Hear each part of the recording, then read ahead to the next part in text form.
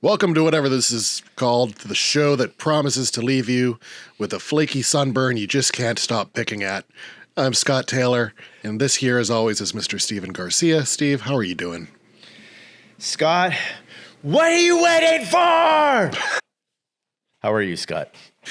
You know, Steve, just come on through. I'm Joe Public. Welcome to my beach. Today, we are diving into the overstuffed cooler of summer 2025 movies. We've got dinosaurs, capes, cursed campfire secrets, and at least one Bob Odenkirk revenge fantasy. Basically, if it's loud and vaguely familiar, it's probably coming out in the next few months, because every great idea deserves at least 4 mediocre sequels, right? Yeah. So, Steve, before we get into what's coming, let me ask you, do you remember as a kid any summer blockbusters you actually went to see in the theater that you can look back on and go, oh, yeah, I remember that summer and I saw this? Oh, man. Where do I start? I think my first memory of going to a summer blockbuster, I don't know. I don't know if this came out in summer, probably did, was E.T. And then, I mean, the mid-'80s when I was like 8, 9, 10, 11, 12, you know, that era, you had Back to the Future, had Ghostbusters. So back then it was such an event. I mean, I had my parents or my relatives take me, so I didn't always get opening night, but at least opening weekend at least. And it was packed, and it was just a great time. It was you could feel the excitement. Mm-hmm. I was talking to Toby about it on my other podcast, and it was kind of like even the sound. There's certain sounds that I hear that I don't hear anymore. But I mean, when I go back and watch those movies, there's a certain sound that I hear, like there's a handful of them, like computer sounds or something that remind me of these movies. Like in Back to the Future, there's this sound that they have to kind of make the electronic noise, and that reminds me of War Games. When I saw War Games in the theaters, and computers were such a big thing then. So yeah, it was just an excitement. It was exciting. Yeah. How about you? What kind of movies were showing when you were that age? I can remember 2 specific summer movies. We might have talked about it before, but my parents weren't big moviegoers. I can count the movies I saw with my parents on one hand. Oh, okay. But with friends and cousins and that sort of stuff, I can remember more. The 2 specific summer blockbusters that I recall, number 1 is Jurassic Park. I remember seeing that in the theaters. Too. And number 2 was Independence Day. Oh, yeah. And seeing Independence Day. I remember going with my cousin and his girlfriend and one of his friends, and getting to the theater, and it was just packed, and we had to split up. And I remember he and I had to go down to like the front right corner and see it from the way over the edge, looking at the screen. And my cousin and his girlfriend went somewhere else, and you'd have to meet up after the movie because it was just chaos. That's what I remember about it. It was just exciting, and there was like a buzz, and you got your popcorn, and people were already talking about it or dressed like them, and yeah, that's missing from today. You know, you don't see that at all today. Even if you go opening weekend, I mean, I think the closest I got to that was Endgame, but I didn't go opening weekend on that one either. So, yeah. I do think there's still a place for the movies and to see things live with other people and when it first comes out. And what do you think makes a great summer movie? Is it explosions? Is it emotion? Or is it just the air conditioning? A mixture of all 3. I think it's, well, let's see. You know, I want to say like I don't know. It's typically when Hollywood brings out their best, right? And there has to be an element of like adventure, but adventure that everybody can get into, like the whole family kind of thing. And that's weird to say because like I grew up in a time in the 80s where we all went to see Ghostbusters, and for some reason that was a family kind of thing. But also, you know, Back to the Future was a family. I mean, you could bring your mom, your dad, you know, everybody could watch it, and it was exciting. So I think adventure tied with like an element of inclusion for everybody. I don't know how to explain it better than that, but I don't know. What's your opinion on that? I think a major part of a summer blockbuster is just the anticipation. of it. Right? You know it's coming out. You are planning around it. That to me is a summer blockbuster that you're like, oh yeah, I got to remember this comes out in 3 weeks. Like that weekend, I'm booked on the Saturday because I'm going to go see this. Yeah.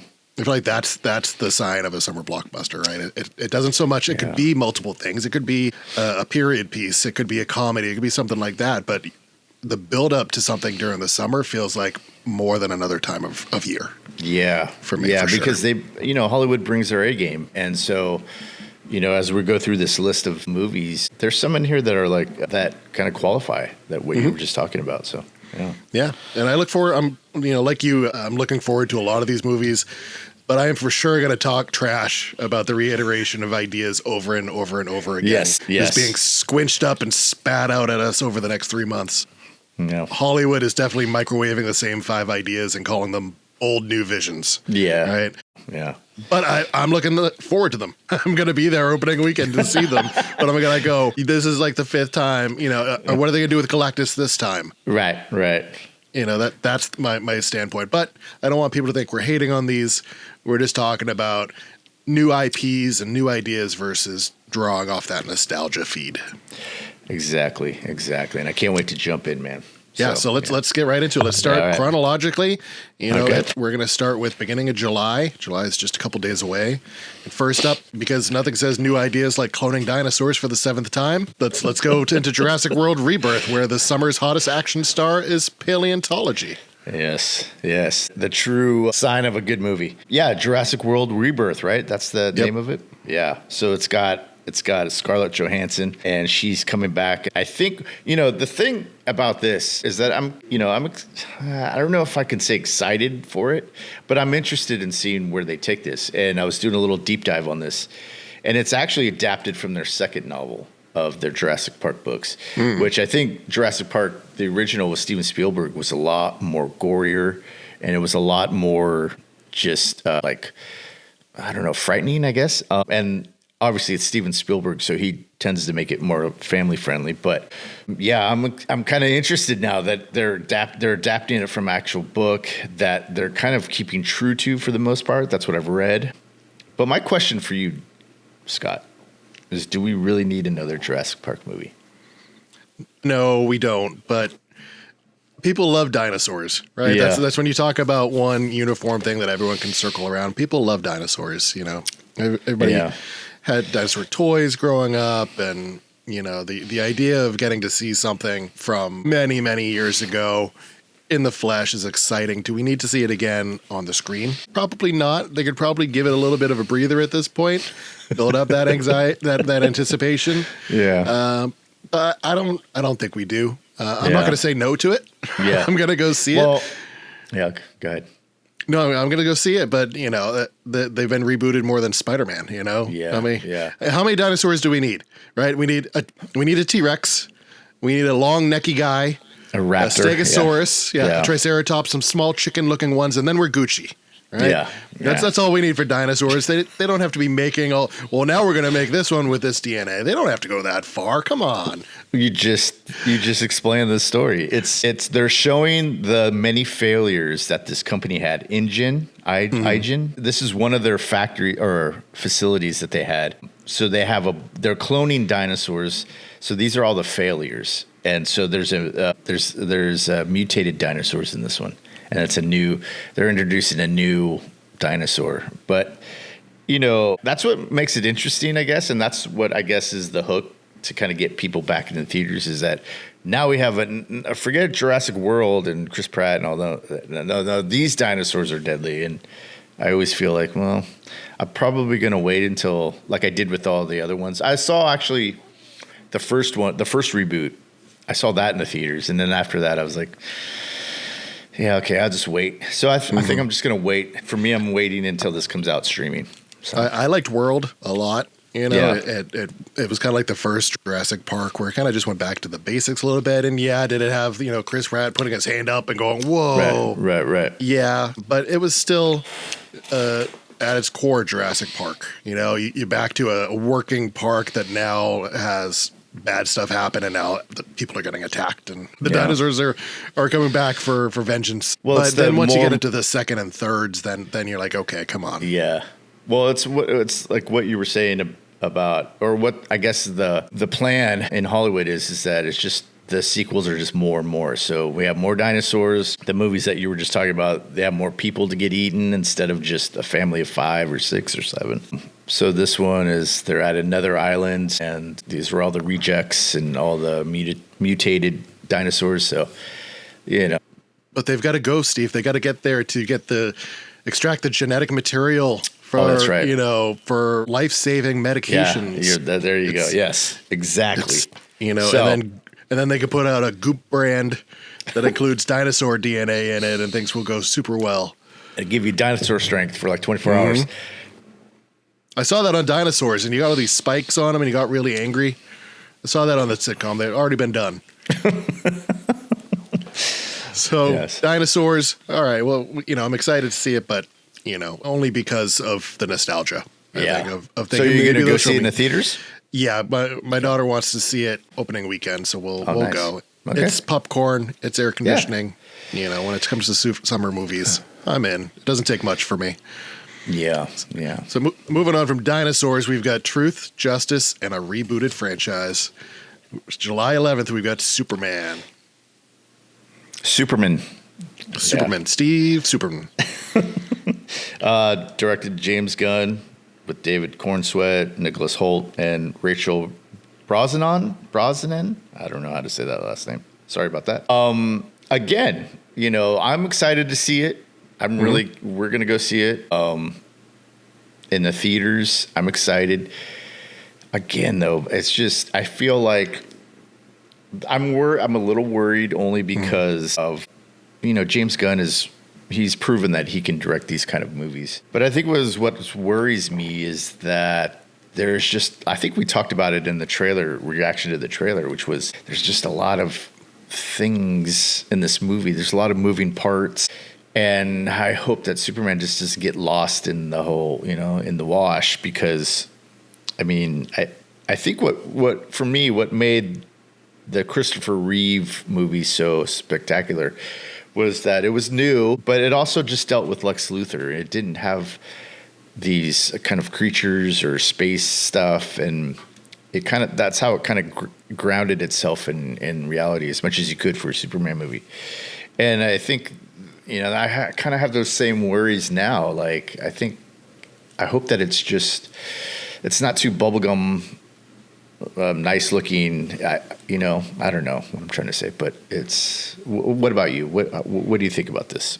Yeah, you're hopeful that it's not just a ADHD fever dream, right? Where it's like, oh, there's this person over here. Oh, look at this person over here, and you're jumping back and forth and losing the story. Yeah, and the heart of Superman.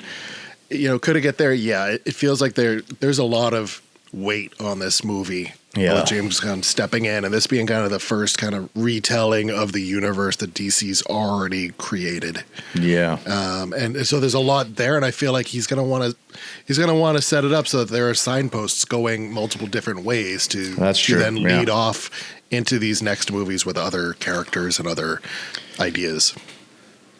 Yeah. I just hope it's a cohesive story that allows us to kind of enjoy Superman, because I think when we went and saw Superman Returns back, 20 years ago, I think that was, I liked it. It's a thing like you want to like it. So you're, or at least for me, I wanted to like it. So I was kind of just, yeah. But then over time, as I watched it again, because I own it, it's not one that I go back to a lot.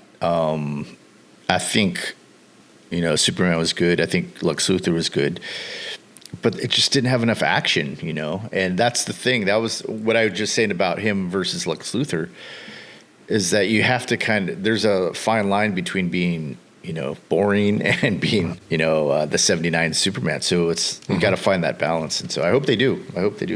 Yeah. Fingers crossed we'll be there, but there's a lot of ways it can go wrong, and we're hoping it takes the path to go right. For sure. Yeah, exactly. So next coming up after that, July 25th, a date that has no fours in it, is Fantastic Four, first steps. I find it hard to talk about a new Fantastic Four movie without talking about the prior ones, right? Yeah. And Fantastic Four has been plagued by studios getting the rights and then rushing to put something out because they're losing the rights, right? They're like, oh my God, we spent money on this. We've got to put out a movie and make some money back on it. So 1994, you had the Corman version that didn't get released, but has found its way, into bootlegs. 2005 and then 2007. And then you had that happen again in 2015 when they were like, look, we've just got to get a story out there because we paid for this. Yeah. It's Galactus is coming again. Fantastic Four again. Does it look great? Yeah.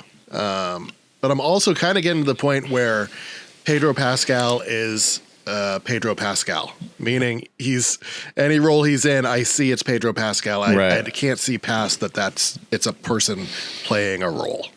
Yeah, and actually, it's another thing with another movie that I'm going to add to this at the end. But yeah, it's kind of worrying because it's like the Rock syndrome. When the Rock gets into a movie, you're just like, okay, it's the Rock being the Rock. And I think we can give a little more credence to Pedro Pascal. He's he's a better actor, but for sure. At the same time, you're right. It's just it's another movie with Pedro Pascal. Cool. So yeah, I have the same worries. Yeah, but I'm looking forward to it. It looks great. I like the idea of setting in the 60s because it has that vibe to it already inherently built into it. Hopefully it helps kick off phase 5, which feels crazy that we're at that point now. I remember just seeing, Jon Favreau doing a thing at WonderCon about Iron Man. It feels like that was just recent, and yet here we are. But it looks great. Excited to see it. How much of a story is it going to tell? I don't know. I'm happy that Galactus is there and he looks realistic to the source material. Black Smoke Galactus was definitely a cop-out back with the original Jessica Alba one. I did Michael Chiklis, as Thing. I'm fine with that. I'm fine with that. But Thing looks great in this one, and I'm excited for it. Yeah, me too. I'm definitely going to see it, I think, in the theaters too. And, there's one thing with Marvel movies that, like I was saying with Endgame, I hope it brings back the excitement. The last couple of Marvel movies I've been into, it's just been quiet as all heck in there. But back when they were back in phase 1, 2, and 3, and I think 4, was that 4, the end of 4? No, the end of 3. So up until Endgame, it was just an excitement in the theater when you were watching it. There was a few laughs and chuckles on Thunderbolts, but for the most part, it's just been mellow. Yeah. Yeah, I'm all for Marvel movies. We've talked about this, that, I'd rather have a mediocre Marvel movie than no Marvel movie. Yeah. And I'm excited to see it. I just hope that it does well enough, because even when they're talking about like Thunderbolts and it flopped, it's like, I don't think it flopped. Like, what? Yeah, no, that's what I've been hearing. What definition are we using for flopped there? I think it did really well. Got a lot of its money, all of its money back then. Some people said it was good, a good standalone movie. Yeah. I feel like we're just hating to hate at this point. Yeah. Well, I think it's the Hollywood math thing, where there's some hidden costs, there's some back end deals probably that because of those things that it didn't make as much money as it should have, or they projected, so it's a flop. And it's like, it was a good movie. I liked it and enjoyed it. We talked about it. So yeah, I think it's just that Hollywood math thing. Yeah, if you expect a good return or your 401k to be like 4%, 6%, like, something like that, you're like, that's an average rate of return. Right. And these things are doubling what they cost. Yeah. Come on. That's you can't use that as a marker. Yeah, it's the, what is it? The Final Reckoning, the Mission Impossible. They're saying it lost a lot of money, financially lost a lot of money. But that was like $300 million or something like that. That's a lot of money. Yeah. Yeah, in those situations, it makes sense, right? Because you can look at the numbers and be like, this is what it made box office. It's like a quarter of what it cost us to make this. Yeah. There's no way we're going to make that back over the years of replay and syndication and all that stuff. Yeah. I get that. But, hopefully great. Looking forward to it. Yeah, me too. Steve, do you like when people say things that they said in other movies? I don't think so. You mean like a different franchise? Well, no, if you're sitting there and you're watching the movie and you're like, hey, they said that in the last movie. Like when they say the title of a movie in the movie. Yeah. Well, if you like that, then what are you waiting for? We're up to I Know What You Did Last Summer, July 18th. Coming back from 1997. What are you waiting for? Jumping on that nostalgia train. I've seen Steve in a very similar rain-soaked white tank top. And, given the choice between the two, I'm going with Steve. I'm just saying. They're going back to the well for this. Now, do I think it's fine to do so? Yeah, I think it's fine. It's been long enough. You can tell this story now. You've got cell phones. You've got social media. You've got a lot of things to alter into the story of, hey, something went down with us and now there's a mystery about it, right? Whole different avenues you can go down. So it can be different enough. Whenever they bring back people from prior movies and you're like, there they are. I remember them. They were in that last movie. It does feel like kind of a cash grab when that happens with a lot of movies. Yeah. I mean, go ahead. I'm sorry. I was going to say, Did this happen when we were kids? Like, can you think of movies where it was like, I know who to talk to, and then they wheeled in like Dustin Hoffman from like The Graduate or something, and our parents went, yeah, that's them. They were in the other movie. It's not as prevalent as now. I can't think of one. I think it started in the late 90s, this thing of rebooting a lot of old TV shows. I mean, they've done it before, but it wasn't as prominent as this is a remake. It's usually this is actually a remake from the 50s of this movie and that, and you didn't really know it until somebody told you. Yeah, there was nobody else in it, right? Right, It was just brand new cast, just retelling the same story, kind of. Exactly. So I think it's, this reminds me of the Exorcist movie that came out last year, where they're going through all this stuff and then they bring in the two of the old cast, Reagan McNeil and Miss McNeil from the original one. Old man brain, I got to learn how to write everything down, but I can't remember their names. But they come in and that movie was a total miss. I haven't even seen it, and I could tell you that it's a total miss because it was such an obvious just cash grab. And then it had to be because the studio that put it out, I think it's A24, they spent $400 million getting the rights to this movie. So they had to get it as juicy and enticing as they could be because they had to make this movie money back. And, so it's kind of like that. I mean, I for this movie, I've only seen the original and the sequel once each. I remember Jack Black was in the sequel, I think. And it's a new generation. It's a new audience. And like you said, there's some things that you can incorporate into this to make it maybe a little more appealing. But, I don't think I'm going to go see this, even though Jennifer Love Hewitt was one of my crushes back in the day. But it's got Freddie Prinze Jr. in there too. So, and they're going to kill him off. That they're going to die in this one. So, I don't know. How about you? Are you excited for this one? I saw the trailer and I was like, I don't have a need to see this. Like, I can get by it. And I looked to my wife on the side and she's like, we're seeing that. So it's fine. It's not, it's not my market. Right. I'm not the demographic for it. But I think there'll be a lot of people that are like, oh yeah, I want to see this. It's, just like the Scream franchise continuing on. And this, I Know What You Did Last Summer was never as popular as Scream, right? It was still one of the bigger slasher movies, but it has its audience. We'll see it. My wife's trying to get my daughter pumped up to see it. Trying to get her included and like, come on, we're gonna go see this one. I think you'll like it, but we'll see how it does. Well, yeah, there's a lot of the remakes from the 80s movies that I've seen. What comes to mind is Footloose and Red Dawn. I think that the problem with these is that and the new audience is not going to, I don't know if they've seen the old stuff or not, but the new audiences that go and see these movies don't realize that it's like, there's no soul to them. When I watched Red Dawn, there was nothing about it that was compelling. There was nothing about it that was like, they weren't trying to say a new message. It was the same message. And I think the original Red Dawn for me was amazing. It was brutal. It earned that R rating. And this one, I think, was PG-13. And, Footloose, the remake of Footloose, there's just no soul to them. So, who knows? Maybe this one will be better because it's blatantly just remaking the first one, I'm assuming. So, and when you make a photocopy of something, you lose quality, right? Every time, every iteration that you go through. That'd be an interesting episode for us to do if we were doing sequel, remakes that were actually better.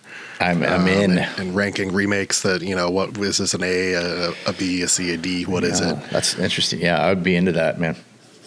So we're almost halfway through the list here, which is a great time to get some business out of the way. How are we doing? You liking what you're hearing? I'm talking to you. If you are, hit that like button, subscribe, tell your friends, interact with us, and now we'll get back on with the list. Just want to put that out there. We care about you. We appreciate you being here. So thank you for listening. Next up, we've got a movie where you can't teach an old dog new swings, but you can give him a Netflix deal. We're talking Happy Gilmore 2 coming back at us. Last time was 1996. We were just at the point where people stopped quoting Happy Gilmore, and now we're pulled back into it. I remember seeing Happy Gilmore. I remember seeing the original in the theater. I remember I remember who I went with. I remember seeing it. Lots of great quotes. It's a solid comedy, right? It's less typical Adam Sandler talking baby talk, right? He's a somewhat normal person in it. You've got some interesting characters, but it's got a storyline through and through. It's a classic storyline. Underdog now has to, become a pro at something. Did we need to go back to it other than, just being like, hey, let's laugh at these characters again? Probably not. I got to say, I'm not a huge Adam Sandler fan. I think I've only liked The Wedding Singer and Punch Drunk Love. I thought those were really good. I haven't seen any of the newer ones, like the dramas ones. Not a big Sandler fan. I'm just not a fan of his humor. Props to that guy though. I mean, I'm not down in him at all. I love. He reminds me of a Pete. What was the Saturday Night Live? Pete Davidson. Davidson, yeah. Sorry. Well, my brain. He reminds me of a Pete Davidson. I remember Pete Davidson's first appearance on Saturday Night Live, and he did a Weekend Update thing, and he kind of scooches in like this, and he just did this. And everybody was like, wow. And he was just, and then he proceeded to not be funny, or at least for me. And I just never got his shtick, I've seen him in a couple things lately, and he's a good actor. And it's the same thing with Sandler. I just never really got a shtick, all the stuff from Opera Man and all that kind of stuff. Yeah, it's funny, but I just don't get the hype with that guy. And I like it when he does more serious roles but that's me. Yeah. I'm not saying he sucks or anything. There's people that love him, and understand why. He's going to be devastated when he listens to this. Yes. But I'm going to write those guys a letter. But I enjoy his hoop when he hoops on the weekends, and I enjoy that he's creative and he puts stuff out in the world. That's how I appreciate Adam Sandler, So it's not, but his movies I could kind of live without him. But this reminds me a lot of Anchorman 2, right? Yeah. It's definitely going back to the well. Yeah, but it's an easy movie to make. You don't have big explosions. You don't have CGI. It's a really easy movie for someone to sign on, especially someone like a streaming service like Netflix, and say, we're going to give you money because it's going to pull up press and it's going to be cheap to make and people are going to, talk about it. It's like a Tom Cruise movie. Once Tom Cruise is in it, you're just like, oh, well, yeah, this is going to make money. Cool. Mm-hmm. All right. Yeah. Do whatever you want. So I think Adam Sandler's built enough kind of capital, social capital, whatever you want to call it, capital, but it's just, he has this kind of thing where he's going to make money. Even the stuff that doesn't do well probably still make money. Yeah, so. And it's on Netflix. So it's like, am I going to watch it? Yeah, I'm going to watch it. I enjoyed, personally the first one. I'm going to watch it. I'll give it, 90 minutes of my life. That's fine. I'm sure that I want to see Ben Stiller's, caretaker character again. One of the. I had no idea he was in it. Yeah, he was a kind of a mean attendant working at a old age facility, and so he's forced them to make wallets and stuff like that, and he's really nice when he's around Adam Sandler as Happy Gilmore, but then when he's around the actual residents, he's brutal to them. Well, it's going to be tough too because Carl Weathers just passed away, rest in peace, and Bob Barker isn't going to be there, rest in peace. Yeah, that's true. So they're going to be adding in some other people, and it's a story that probably didn't need to be told, but. Is it any worse than maybe watching 3 reruns of a TV series on a Friday night? Right. Probably not. The next movie on this list I put on here just because I always want to have a horror movie there. And this one's by A24. A24 is great. Anytime you see that A24 logo, you're like, all right, I'm going to give it a little more buy-in than I may have initially thought to. This one's called Together, and it's got Alison Brie and Dave Franco. And it seems like it's from the trailer, it's just a couple that are drifting apart. But somehow they start drifting together again, and physically drifting together. Their skin starts to meld together, and I'm always open for a new horror plot line. And this one seems interesting enough that will I see it in the theater? Probably not, but I will wait for it to come out on streaming, and I'll watch it then. Yeah, I mean, my thing was when I watched the trailer was that it's beautifully shot. I mean, this thing looks amazing. And that alone, and that in the country too, that really makes for interesting or really beautiful shots. But that alone, I think makes me want to see it in the theaters, just to see the extent to which the cinematography is, how he makes it look throughout the whole movie. But it's written and directed by Michael Shanks, and this looks like this is his first feature. So. I might just go see it in the theaters. I never heard of it until you brought it up last night. So when I kind of did a little deep dive on this, it kind of captured my attention, and I think I might go see. I don't know, who knows, but I think it's just beautifully shot. So that alone for me is like, and it's cool that Dave Franco and Alison Brie are married in real life. I didn't know that. So yeah, I didn't know that either. Yeah, so it's like body horror and beautifully shot with Dave Franco and Alison Brie. What other movies was Alison Brie in? Is she a big? I didn't look into her history, but do you know off the top of your head? Alison Brie. Yeah. She has been in a lot of cheese commercials. I'm just going based off of name here. And who's the one that was Captain Marvel? What's her name? That's Brie Larson. My wife made the same thing. Okay. Same mistake the other day. She's like, isn't she Captain Marvel? I said, no, that's Brie Larson. Brie Larson, yeah. Alison Brie. So she was on Community, right? That's it. That was the big thing. And more recently, Glow. The series Glow. Yeah. But those are probably the two big things that she's known for. All right. Cool. Yeah. I'm interested. Yeah. Always good to see a horror movie in the summer. Yeah. And this is one I'm looking forward to, and I might be proven wrong, but I'm willing to give it the shot. It's a reboot of The Naked Gun with Liam Neeson entering his goofy dad era. Big fan of the originals, Naked Gun, Police Squad, that type of humor. Am I ready for it? Is it needed? No, but knowing that it's, directed by Akiva Schaffer, and kind of you've got that Lonely Island kind of drive to it.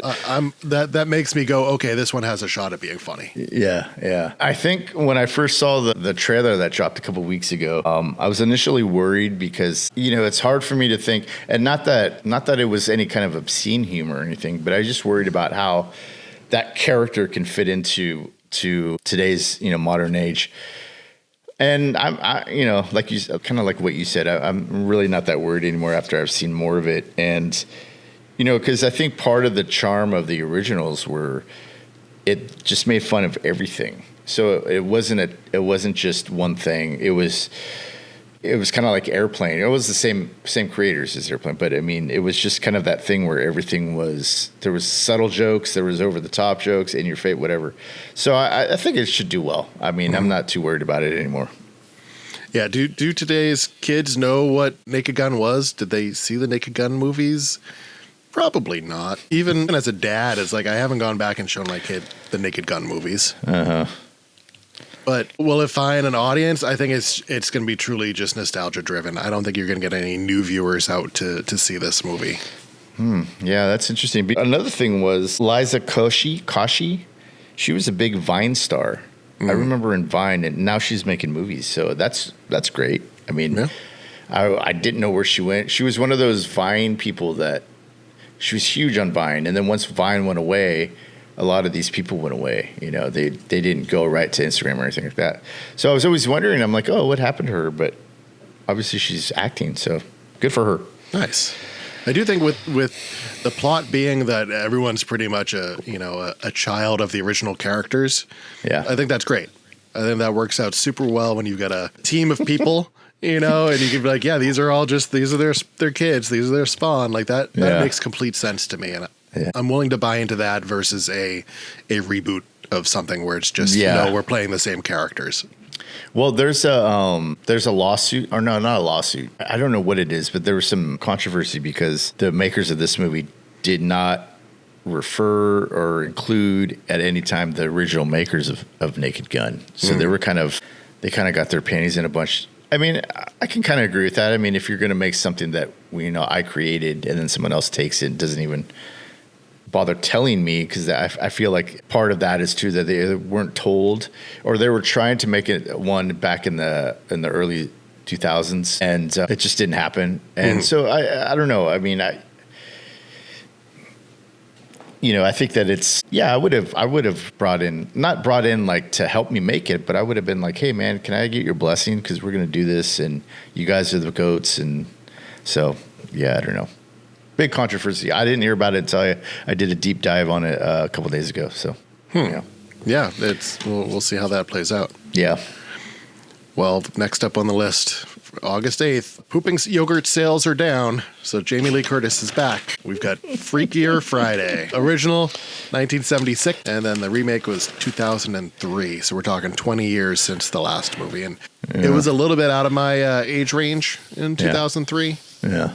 So I have not seen the original, but I've watched the trailer for this one. Oh, did you? I didn't see the trailer at all. I watched the trailer, and it's really about, I believe Lindsay Lohan's character is getting married and will have a stepdaughter. And so it's about her daughter and her stepdaughter that don't get along, swap places with her and her mother. So the two younger kids become older, and the two older people become younger. So it's adding to the mix. It's like, hey, people like two people swapping bodies. Right. What if we make it four? You're right. Exactly. It's the whole Hollywood adage, twice as much. Yeah, just multiply it. Yeah. That's it. And so we'll see how it does. Again, is the audience going to be nostalgic for this? The kids that were, younger teens in 2003? They're probably going to, the ones that have kids that are, around that age now, they're going to bring their kids to see it. They're going to make their kids watch it. There'll be an audience for it. It's just not me. Yeah, I wonder if they have pets that switch too. That would be sweet to see. There's also two SNL regular or alumni, and this is Chloe Fineman and Vanessa Bayer are in this too. So it's good to see that they're getting some work too. Because I always loved Vanessa Bayer. On the hiatuses of SNL for Chloe Fineman, and Vanessa Bayer is great. So after that, we've got August 15th. We've got Nobody 2. We got Bob Odenkirk returning to prove your quiet uncle might actually be a silent killer. I think you had said you haven't seen Nobody, the original one. Yeah, I didn't see the original. I mean, I heard the hype about it, and it was one of those movies that I want to see. It just never kind of comes into play when what do I want to watch? I want to watch something new, and that just never gets in there. But again, I want to see it. I heard great things about it. So, yeah.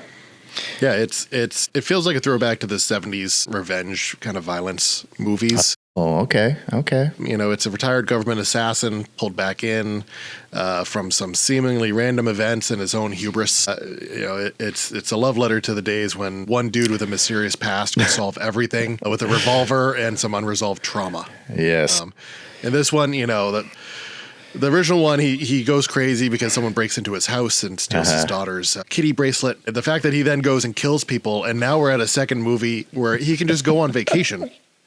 Well, yeah. That to me, I'm like, man, who are these people that could kill like a dozen human beings and be like, yeah, let's go, kids, let's back up the car. Well, that's what I wrote. I wrote that this looks like a mixture of a road trip and John Wick. Those two movies, and it's interesting too, and it's shot beautifully again. Like I love the look of it. A lot of what is it? It's really saturated with a lot of bright colors and. So yeah, it looks good cinematography wise, and also it piqued the first one piqued my interest. So I gotta kind of make the thing of like I'll watch both of them at the same or one right after the other or something because it looks nice, it looks good. Yeah, Odenkirk's great, and you get Christopher Lloyd. It's always great to see Christopher Lloyd there, and he's great. Michael Ironside. So, yeah. There's. Go ahead. No, I was just going to say he was big in the 80s and kind of 90s till the mid 90s, and then just kind of dropped off. But he was the guy in Total Recall opposite Arnold Schwarzenegger that was chasing him the whole time. Colin Hanks is in it, like you said, Christopher Lloyd. I didn't mean to interrupt. Keep going. No, you're totally good because there's a lot of people in there. I've heard that Sharon Stone is in it. Yeah. Yeah, which is huge. Riz is in it, so it looks like, you know, if you liked the first one, this is going to be a fun, you know, side quest type story for it. Is it ridiculous? Yeah, but it can be fun, and that's what a lot of summer blockbuster movies are about. It's just going to be fun. Yeah, and I think it's refreshing because I know this is a sequel, so it's technically IP, but it's an original. I feel like it's kind of an original. Story. And so, I mean, you know, they use the trope of the retired guy coming out of retirement, but it's fun. It's great. It's not Minions 6, right? Yes, exactly. It's not Minions 6. Well, the last one we got on our list, rounding out the 3 summer months, is August 29th. We've got one that I'm really excited for after watching the trailer. I've got to say, The Toxic Avenger. With Peter Dinklage mutating into a mop-wielding monster Mother Nature with a rage problem. And a mop. It looks great. And as I was watching, I was like, is that Elijah Wood? Yeah. And I was like, oh, Kevin Bacon? Kevin Bacon. You know, it feels like they're doing it justice to the originals. Just from the trailer, it feels that way to me. But I'm excited about it. I think it'll be great. Yeah. It looks like everybody's having fun, and when you see a movie like that, it kind of reminds me of Tremors with Kevin Bacon. That movie, yeah, it's big now, but when you watch that movie, it's like you can tell that they're just having so much fun with the characters. And when I saw the trailer for this, I was like, oh, it looks like everybody's just having fun, hamming it up, and doing whatever they wanted to do. And it's interesting too because Peter Dinklage, on my notes here, it says. He didn't actually is not actually Toxie. It's some lady, Luisa Guerrero, and she's the one that actually, but he's doing the voice once he turns. So I thought that was interesting because I thought that was Peter Dinklage doing that. I mean, maybe that's a nice way to get around of like, oh, I just didn't want to sit in makeup for like 8 hours or whatever it looks like. But sure. Yeah, it takes me back to the horror exploitation films, low budget. They showed it at the grindhouses or at the drive-ins. So I'm excited I think I'm going to go see it when it comes out. Should be fun. It looks fun. It should be fun. Yeah, I'm excited to see that one in the theater. Yeah. It seems like it'll be, like you talk about the Marvel movies being quiet. Hopefully the audience that would see this is into it and lively. Well, what you were saying about the 70s vibe on one of these other movies, that was part of the Grindhouse experience when you would go see these at the drive-in or at the Grindhouse, was that there was this obviously it was pointing to the low budget, usually shot on 16 millimeter. And so the excitement was more for like, we made this movie, everybody let's have fun. And so, yeah, hopefully it brings back that kind of energy to it. Yeah, for sure. Yeah. Well, let's talk past summer. Let's talk a little bit about the rest of the year. We've got September, October, November, December after August, unless they've changed the calendar up on me, which I've done before with that lousy smarch. So looking ahead past this, what are you looking forward to in the fall? Well, it's interesting you asked that question. The same time that Nobody 2 comes out, there's this horror movie comes out called Witchboard that on the face value it's another horror movie. But this is actually a remake of a movie called Witchboard, and it came out in '86, and it had the beautiful Tawny Katane, which is in all those White Snake videos. I had a huge crush on her. That was I think, seeing those White Snake videos and watching her in Bachelor Party with Tom Hanks. She passed away recently during COVID. Rest in peace. But yeah, that's one I think I'm going to search out, look for, and watch just because of the tie to that. Mm-hmm. But it's directed by Chuck Russell, who did The Nightmare on Elm Street and The Blob in the 80s. He did Nightmare on Elm Street Part 3. And so I think that one is on my radar. Plus, what is it? Oh, The Running Man.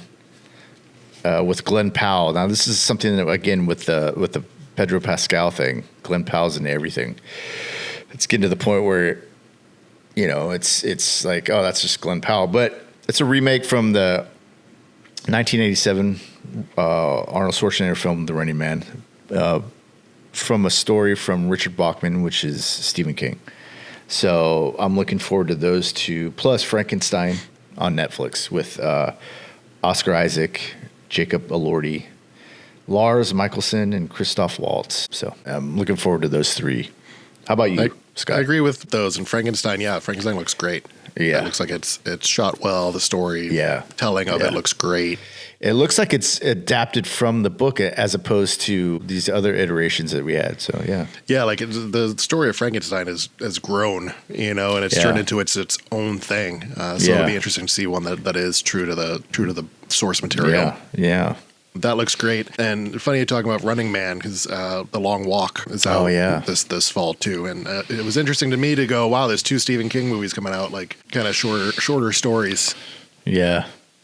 To see on the screen. I thought there's someone else in Running Man that I was like, really? That was a pretty big name. I forget who it might have been. Who in the Running Man? In the new one. The new one, yeah. Well, Sean Hayes, Josh Brolin's in it. That's who it was. Michael Cera and Lee Pace. Yep. So, yeah.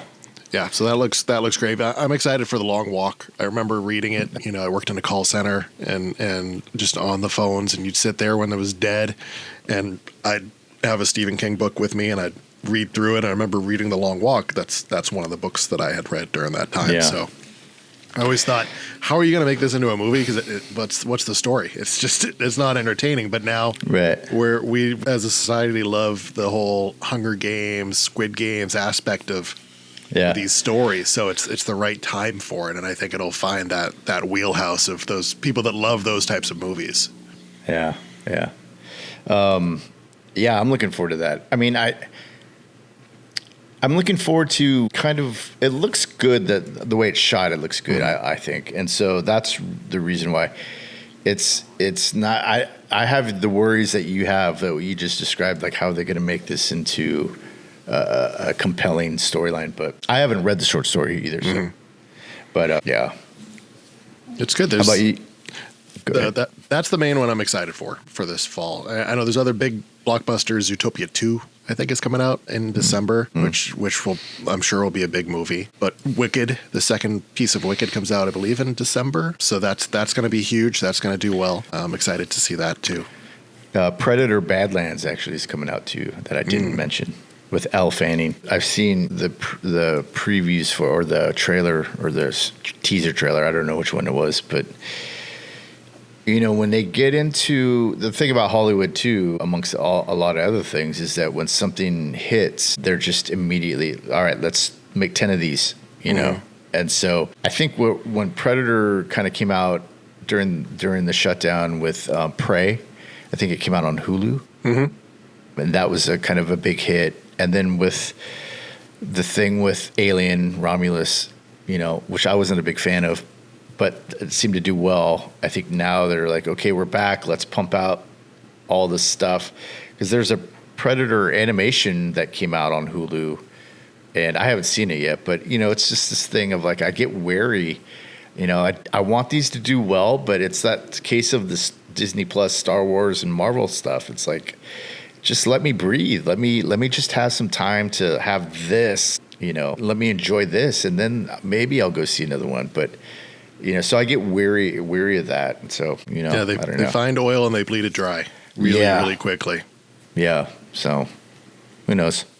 Well, we'll do another one of these when we get closer to fall to talk about what we're looking forward to movie-wise, TV-wise, that sort of stuff. But this is our rundown of summer 2025's movie madness. Sequels, reboots, resurrections, and the occasional original idea. Imagine that. So if you're planning to see any of these, or if we missed one you're hyped about, let us know. What's your most anticipated movie this summer? And what do you think is going to completely tank? Hit us up wherever you're listening. Drop a comment. Or just, shout it out into a crowded theater and hope we're at the same viewing, because we're going to be at a lot of these this summer. Thanks for listening. This is whatever this is called. We'll be back next week with more opinions you didn't ask for, but clicked anyway. And we'll catch you then. Later.